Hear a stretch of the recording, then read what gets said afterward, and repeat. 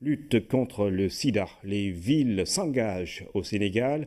Elles sont au nombre de 15 à avoir signé l'engagement pour mettre fin à la maladie. Le sida est une affection plus urbaine que rurale au Sénégal, avec plus de 50% des cas dans les villes. L'engagement des maires, pris en 2005, est en train de prendre forme.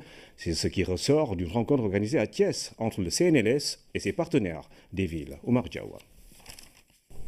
Au Sénégal, 45 000 personnes vivent avec le VIH. 56% d'entre elles, soit 25 200, habitent dans les villes. Ces chiffres peuvent être sous-évalués, étant entendu que tout le monde ne connaît pas son statut sérologique.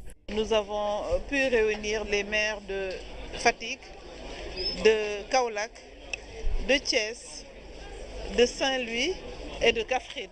Les maires du monde entier s'étaient réunis à Paris le 1er décembre 2014 et avaient mis en place une déclaration d'engagement pour mettre les personnes vivant avec le VIH au cœur de leur action.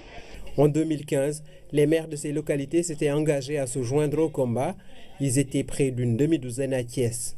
Cet atelier est à la fois un plaidoyer et une planification des actions concrètes et des engagements pris par les maires. Cet élan suscite bien des espoirs chez les personnes infectées.